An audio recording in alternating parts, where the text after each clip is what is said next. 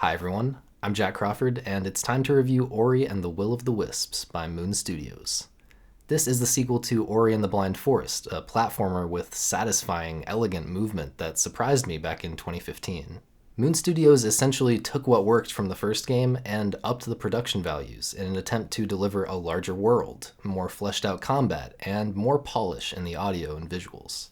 The platforming is even better than it was before, and the level design encourages you to mess around and pull off neat little tricks to get to places in alternate ways. There aren't any new ideas as brilliant as Bash from the first game, but you do get a much more powerful complete moveset.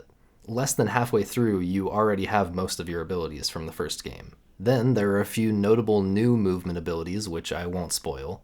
One of them is very situational, mostly just used in one area, but it's still a worthwhile addition. That area is designed to force you to combine it with the rest of your abilities in pretty much every imaginable way, and it culminates in probably my favorite sequence in the game. Near the end of the game, you get an ability which lets you chain tons of inputs together to stay airborne for quite a while, which makes the final moveset completely distinct from that of the first game. It looks as smooth and effortless as flying, but it actually requires lots of muscle memory and situational awareness, so it's very engaging as well. Ori's animations really sell the idea of flinging yourself through the air, and all the physics parameters like acceleration, deceleration, hang time feel just right for every ability. I had a good time with the final moveset going back for optional collectibles at the end, although it definitely would have been better if the world were more neatly interconnected without warp points. That also would have made initial exploration more interesting. As it is, it's mostly mindless. You do one full area, then you warp somewhere else to do another one. You do occasionally have an interesting choice for which area to do first, which sometimes affects how you move through that area. But I never felt the joy of exploration that I want out of a Metroid-like game. The overall world layout was too predictable, as was the placement of collectibles. At the end of the day, I just don't think this game is gaining much from having this structure instead of a more linear one. The required route through each area is quite linear, and you always have big quest markers on your map telling you exactly where to go. You barely have to think about navigation at all. Even if they were set on this structure, the quests add nothing. All the same gameplay could have existed without the quests telling you where to go and the pointless dialogue you have to sit through. The worst offender by far is a trading sequence side quest. I've never been a fan of these, but I think it's especially bad here because the exploration is so uninteresting. There's also far more characters, cutscenes, and dialogue in general this time around, much of which is unskippable. Aside from a few major scenes, it's boring and unnecessary. The major scenes, on the other hand, are good for what they are. The animations immediately give the characters a lot of personality, and the visuals do a good job telling the story wordlessly.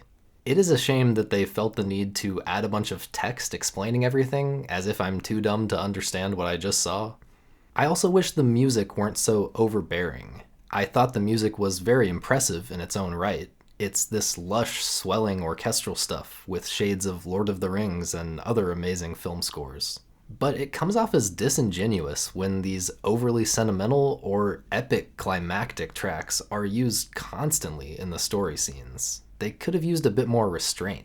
Not every story beat can be heart-wrenchingly sad or extremely exciting. It felt like the music was trying to convince me I was having some sort of transcendent experience when I woke up a big bear by tickling its nose. These are short cutscenes in a game. There's not that much time to build several truly powerful emotional moments. The most beautiful music I've ever heard can't make me care that much about a character I met 3 minutes ago.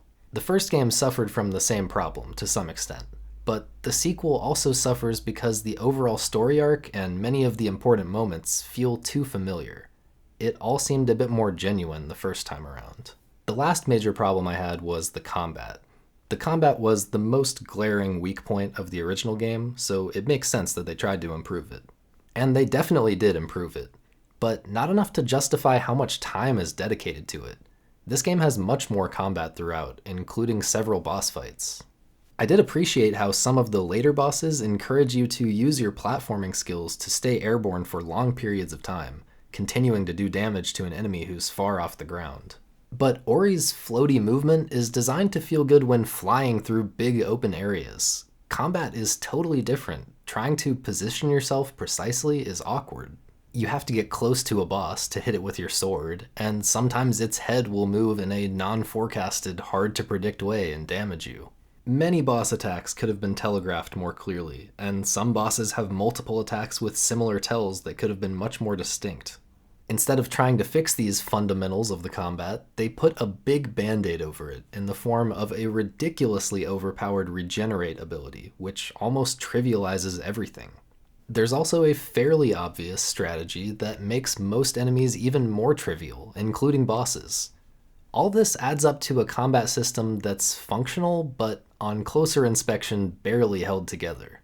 It's satisfying avoiding enemies, or using them to my benefit, and it's nice that certain abilities let you do that even more than you could in the first game. But I wish they had left it at that. This game didn't need straight-up combat encounters at all. I would have preferred one more escape sequence instead of all of these boss fights.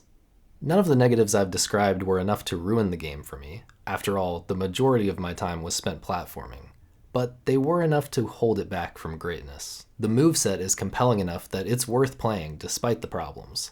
But the original Ori will remain the definitive one for me. And I'm giving Ori and the Will of the Wisps a 6 out of 10. Let me know in the comments what you think of this one. Feel free to suggest any other new games for me to review. Check out my other videos if you haven't already, and thanks for watching. I'll see you guys next time.